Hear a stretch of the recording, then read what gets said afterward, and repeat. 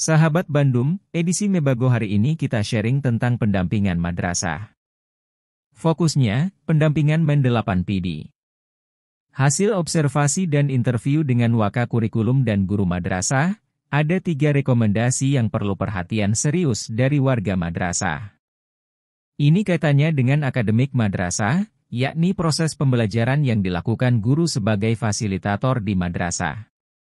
Pertama, guru perlu memahami 4 ekspektasi mutu madrasah, yaitu ekspektasi mutu lulusan, ekspektasi mutu pembelajaran, ekspektasi mutu guru, dan ekspektasi mutu manajerial.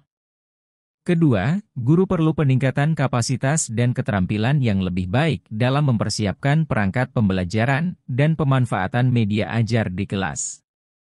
Juga, berkaitan dengan kebijakan implementasi kurikulum merdeka dan perkembangan digitalisasi di madrasah.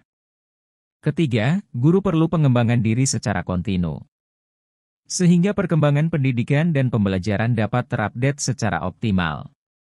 Dari itu, dituntut warga madrasah untuk bekerja sama dan secara kolaboratif memiliki orientasi ekspektasi mutu yang diharapkan.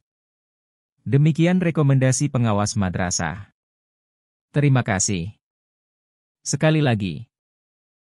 Pertama, guru perlu memahami 4 ekspektasi mutu madrasah, yaitu ekspektasi mutu lulusan, ekspektasi mutu pembelajaran, ekspektasi mutu guru, dan ekspektasi mutu manajerial. Kedua, guru perlu peningkatan kapasitas dan keterampilan yang lebih baik dalam mempersiapkan perangkat pembelajaran dan pemanfaatan media ajar di kelas. Juga, berkaitan dengan kebijakan implementasi kurikulum merdeka dan perkembangan digitalisasi di madrasah. Ketiga, guru perlu pengembangan diri secara kontinu, sehingga perkembangan pendidikan dan pembelajaran dapat terupdate secara optimal.